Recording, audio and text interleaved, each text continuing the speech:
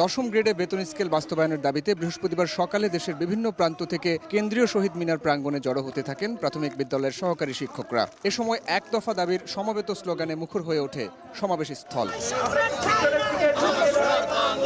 শিক্ষকরা জানান 2012 সাল থেকে নানা দাবিতে মাঠে নামলেও পূরণ হয়নি কিছুই। শিক্ষকদের মানুষ গড়ার কারিগর বলা হলেও গ্রেড বৈষম্য দূর করতে সরকারের পক্ষ থেকে উল্লেখযোগ্য কোনো ব্যবস্থা গ্রহণ করা হয়নি বলেও জানান তারা। যারা অফিস সহকারী কাম কম্পিউটার অপারেটর, যারা আমাদের শিক্ষকদের কাজের জন্য নিয়োজিত, তাদেরকে 16 গ্রেড থেকে দেওয়া হচ্ছে 10 গ্রেড, আর আমরা শিক্ষকরা পড়ে আছি 13তম গ্রেডে। নাগরিক গড়ার কারিগর থেকে আপনি প্রথম শ্রেণীর নাগরিক কিভাবে আশা করেন? সরকার যেন আমাদের যে একটা বৈষম্য, যে অর্থনৈতিক বৈষম্য এবং গ্রেডের যে বৈষম্য, সেই বৈষম্যটা যেন নিরূপণ করে।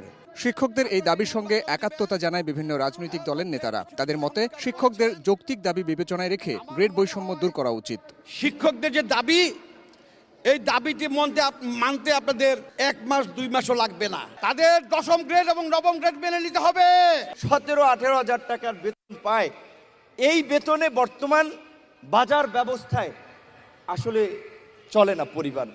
সমস্ত শিক্ষক, প্রাইমারি কিংবা হাই স্কুল শিক্ষকদেরকে প্রথম শ্রেণীর চাকরিতে উন্নীত করতে হবে। এদিকে সমাবেশ শেষে কেন্দ্রীয় শহীদ মিনার থেকে প্রধান উপদেষ্টার বাসভবনের দিকে মিছিল নিয়ে এগোতে থাকলে পুলিশ বাধা দেয়। পরে শাহবাগ মোড় ঘুরে জাতীয় জাদুঘরের সামনে অবস্থান নিয়ে বিক্ষোভ করেন শিক্ষকরা। সাইফুল রুদ্র, সময় সংবাদ, ঢাকা।